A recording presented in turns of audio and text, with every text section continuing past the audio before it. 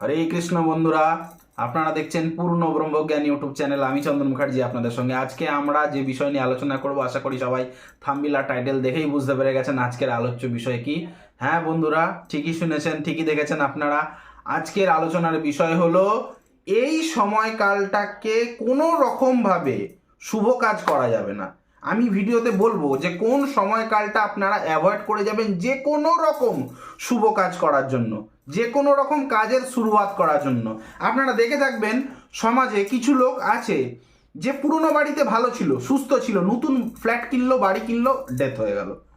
এরকমও কিছু দেখেছেন, একটু দেখবেন, লক্ষ্য করবেন যে তার খাট নেই, বেচারা মাটিতে শুতো, ভালো ছিল, সুস্থ লোক ছিল, খাট কিনলো, নতুন খাট কিনলো, মারা গেল। 2-4 দিন পর, 10 দিন পর ভোগ করে মারা গেল। আপনারা দেখে থাকবেন যে খাট আছে, বিছানা নেই, লেপ বানালো, বালিশ বানালো, তোষক বানালো, কিছুদিন 10 দিন 15 দিনের মধ্যে সুস্থ মানুষটা মারা গেল। দেখবেন চারিদিকে হচ্ছে এই কাহিনীগুলো, মিলিয়ে এমনি একটু সূক্ষ্ম জিনিসটা দেখবেন।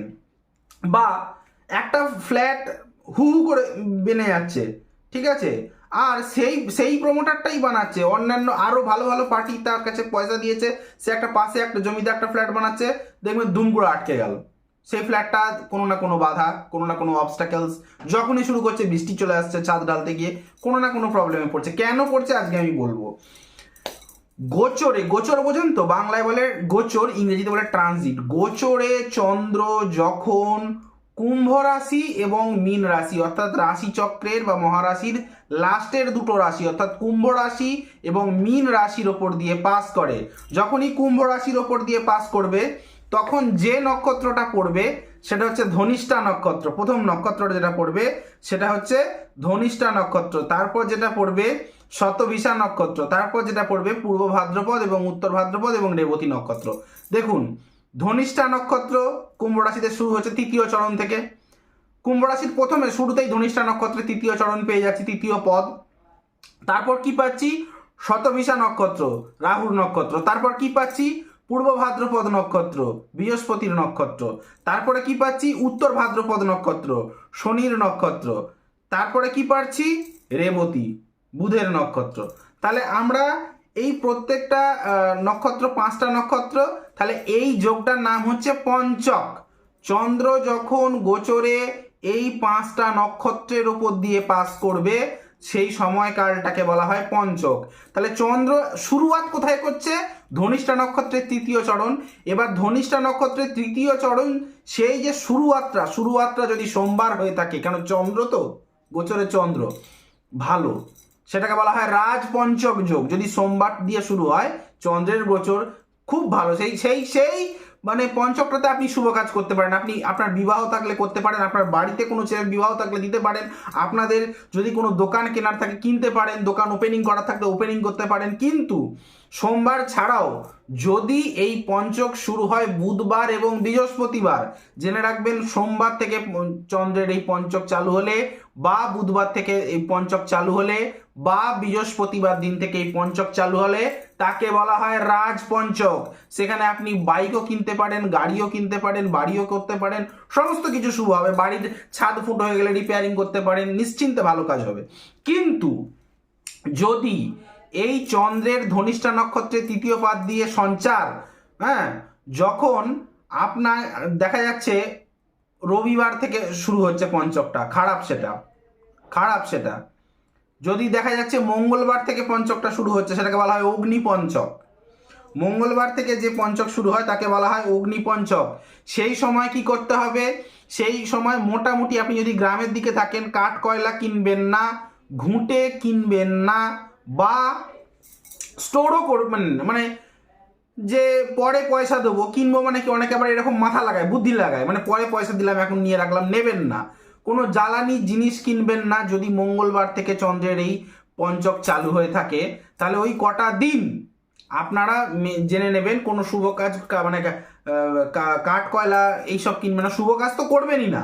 কেন? অগ্নি ভয় থাকে, রান্নাঘরে আগুন লেগে যাওয়ার চান্স থাকে। এছাড়া কি হয়? এছাড়া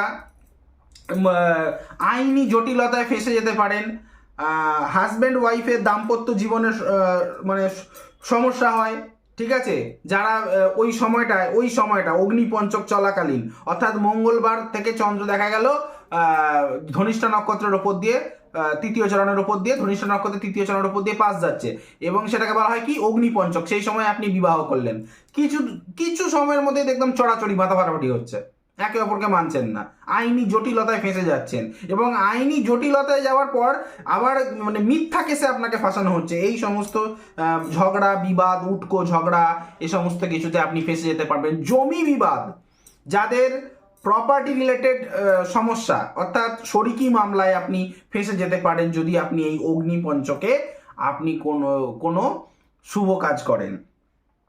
রবিবার দিন যদি পঞ্চক শুরু হয়, অর্থাৎ রবিবার দিন চলছে, চন্দ্র ধনিষ্ঠা নক্ষত্রের তৃতীয় চরণের উপর দিয়ে পাস করছে কুম্ভ রাশিতে, তাহলে সেটাকে বলা হয় রোগ পঞ্চক।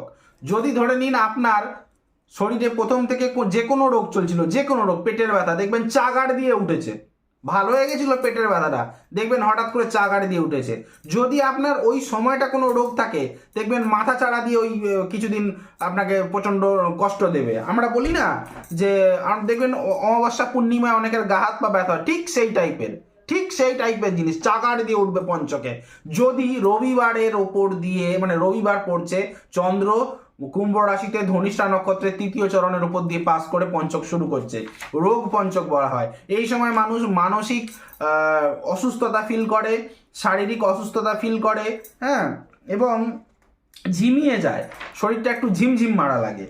শুক্রবার থেকে যদি কোনো পঞ্চক চালু হয়, অর্থাৎ চন্দ্র ধনিষ্ঠা নক্ষত্রের তৃতীয় চরণের উপর দিয়ে পাস করছে কুম্ভ রাশিতে এবং সেই দিনটা হচ্ছে চন্দ্র যখন পাস করছে সেই সময়টা চলছে শুক্রবার, তাহলে জেনে রাখবেন আপনার কোনো জিনিস চুরি হতে পারে। ঠিক আছে, আপনার কোনো জিনিস ওই সময়কালের মধ্যে চুরি হতে পারে, বিশেষ সাবধানতা অবলম্বন করতে পারেন। আপনার বাড়িতেও হতে পারে, আপনার অফিসেও হতে পারে, কিংবা আপনি রাস্তাঘাটে, ট্রেনে, বাসে, যেখানেই যাচ্ছে চুরি হতে পারেন। বা ফ্রডবাজি বলতে ধরে নিন কাউকে ওই সময়কালটার মধ্যে, অর্থাৎ এই যে শুক্রবার দিন যুক্ত যে পঞ্চক, তাকে বলা হয় চোর পঞ্চক। এই চোর পঞ্চক চলাকালীন আপনি কাউকে টাকা ধার দিয়ে দিলেন, সে হয়তো আপনাকে টাকা ফেরত দিলই না, হয়তো কি দেবেই না। কারোর কে লোন করিয়ে দিলেন, অনেকে আছে না, লোনটা করিয়ে দিলাম, আমি গ্যারান্টার হলাম, করাবেন না, ফেসে যাবেন।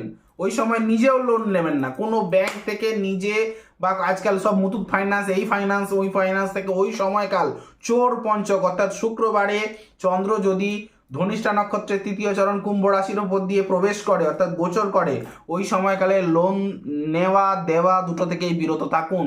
নিজেদের আত্মীয় স্বজন হলে ওই সময় টাকা ধার দেবেন না, কোনো জিনিসে টাকা ইনভেস্ট করতে যাবেন না। এমনকি যারা জুয়া সাট্টা খেলে, ওগুলোকে কি বলে আজকাল, বিটকয়েনের যেগুলো ইনকামের চক্করে থাকে, তারাও কিন্তু লোকসান পাবেন, শেয়ার মার্কেটেও লোকসান হবে, মিলিয়ে রেখে দেবেন। শনিবার থেকে যে পঞ্চক চালু হয়, শনিবার দিন চন্দ্র যদি ধনিষ্ঠা নক্ষত্রের তৃতীয় চরণ কুম্ভ রাশির ওপর দিয়ে গোচর করে, সেই পঞ্চককে বলা হয় মৃত্যু পঞ্চক।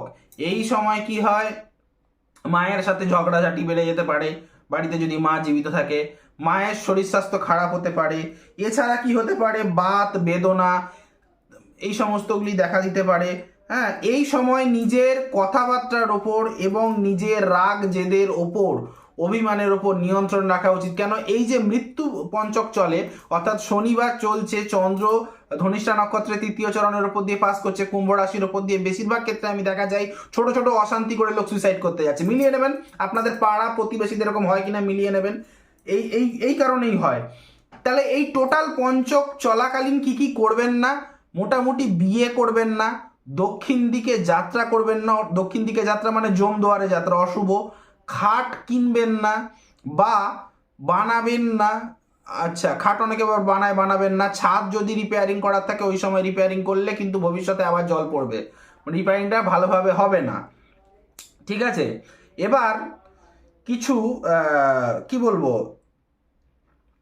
এই সময়কালে অর্থাৎ পঞ্চক চলাকালীন যদি কোনো ব্যক্তি মরে যায়, তাহলে মরাকে দাহ করা উচিত। এবার যদি বলেন মরা দাহ যদি না করি, দ্বিতীয় দিন বলবে তো বাঁশি মরা, রাত পুড়লেই বলবে সব বাঁশি মরা, গন্ধ ছেড়ে যাবে, পচে যাবে এক দুদিন পরে। তখন কি করব দাদা, অত্যন্ত যদি দরকার হয় ভালো করে শুনে নিন বা লিখে রাখুন, দাহ করার আগে আটা এবং কুশ মিশিয়ে, বা শুধু আটা হলেও চলবে বা শুধু কুশ হলেও চলবে, শুধু কুশে ভালো হবে না, আটা বা কুশ মিশিয়ে 5টি পুতুল তৈরি করে তার যথাবিধি সংস্কার করে তারপর মৃতদেহের অন্ত্যেষ্টিক্রিয়া করা দরকার। ঠিক আছে, তারপরে কিন্তু মৃতদেহ হাত দেবেন, সেখানে শ্মশানে নিয়ে গিয়েই করতে পারেন। দ্বিতীয়, এই পঞ্চক চলাকালীন যদি খুব আর্জেন্ট পড়ে যায়, যে বিবাহ আমার পড়ে গেছে, আমি বিবাহের তারিখ মানে কার্ড ছাপিয়ে ফেলেছি, অথচ আমি ক্যান্সেল করতে পারছি না, তাহলে অতি অবশ্যই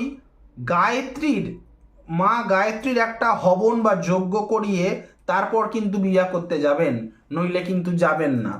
ঠিক আছে, মেয়েদেরকে বলবো অসত্য গাছকে আগে বিয়ে করবেন। যদি কোনো মেয়ে এরকম পঞ্চক যোগে ফেসে যায়, মেয়েটাকেও করা দরকার, ছেলেটাকেও করা দরকার, দুজনেই ফেসে গেছে, তো একজন আগে অসত্য গাছকে বিয়ে করবেন, মাঙ্গলিক যেমন করে ঠিক সেরকম নিয়মে করবেন।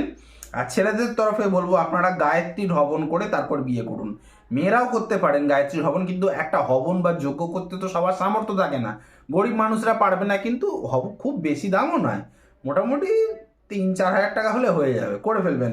ঠিক আছে, এবার এই যে পঞ্চক, নেগেটিভ পঞ্চক, ধরে নিন সোমবার পঞ্চক হলে শুভ, সোমবার যদি পঞ্চক, আমি বলেইছি বুধবার শুভ এবং বৃহস্পতিবার পঞ্চক হলে শুভ, কিন্তু অন্যান্য সময় যদি পঞ্চক পড়ে যায়, আপনাদের কাজ আটকে যায়, সেই সময় শ্রমিকদেরকে, লেবার যারা আপনার কাছে কাজ করে, আপনার জন্য কাজ করে, ধরে নিন আপনি জন বলে গ্রামের দিকে, ধরে নিন আপনি একটা বাড়ি বানাচ্ছেন, জন লেগেছে, তাদেরকে কিছু খেতে দিন, মিষ্টি খাওয়ান।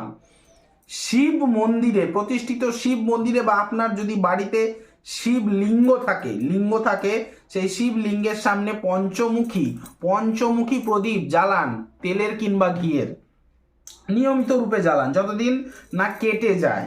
ঠিক আছে, এবং আর একটা জিনিস আমি বলবো, ওই সময়টুকুর মধ্যে পঞ্চক চলাকালীন যদি আপনারা কেউ কোনো প্রতিবিধান, কারো মাঙ্গলিক দোষ কাটাচ্ছেন, কারো কালসর্প যোগ কাটাচ্ছেন, অতি অবশ্যই আপনার জ্যোতিষীকে বলবেন যে আমার যেই ভাবটা কুম্ভ রাশি বা মীন রাশি পড়ছে, ধরে নিন কারো হয়তো মকর রাশি লগ্নের, মকর লগ্ন বা মকর রাশির কোনো যদি লোক হয়ে থাকে, মকর লগ্ন দিয়ে উদাহরণ দিচ্ছি, তাহলে তার দ্বিতীয় ভাব কি হচ্ছে কুম্ভ, এবং তৃতীয় ভাব কি হচ্ছে মীন। তাহলে প্রতিকার করার আগে অতি অবশ্যই দুটো ভাবের ভাবপতি কোথায় বসে রয়েছে, এই দুটো ভাবে কারা বসে রয়েছে, সেইগুলোকে বিচার বিশ্লেষণ করিয়ে মনে করিয়ে দেবেন আপনার জ্যোতিষীকে, নইলে কিন্তু আপনি প্রচণ্ড ভুগবেন। এই পঞ্চক চলাকালীন যদি প্রতিকার করিয়ে থাকেন, বা এই পঞ্চক চলাকালীন কোনো তান্ত্রিক উপাচার যদি করে থাকেন, ভুগতে আপনাকে হবেই, আজ নালে কাল। ভিডিওটি ভালো লেগে থাকলে, নলেজেবল মনে হলে লাইক করবেন, কমেন্ট করবেন, বেশি বেশি করে শেয়ার করবেন, চ্যানেল নতুন হলে সাবস্ক্রাইব বাটনটাকে প্রেস করে নোটিফিকেশানে গিয়ে অন দাবাবেন, এবং আমাকে দিয়ে যদি কনসালটেশন করাতে হয় বা কোনো রকম কোনো কাজকর্ম দেওয়াতে হয়, স্ক্রিনে দেওয়া নাম্বারে কল বা হোয়াটসঅ্যাপ করে যোগাযোগ করবেন। আমার নাম্বারটা হলো 8697429744। আরেকবার বলছি 8697429744। আরেকটা নাম্বার হচ্ছে 9619396811। এটা হোয়াটসঅ্যাপ নাম্বার। আবার বলছি 9619396811। আজ এখানেই রাখলাম, দেখা হচ্ছে নেক্সট কোনো ভিডিওতে, নেক্সট কোনো টপিকে। ততক্ষণ পর্যন্ত ভালো থাকুন, সুস্থ থাকুন, আর সুস্থ আপনাদের থাকতেই হবে। হরে কৃষ্ণ।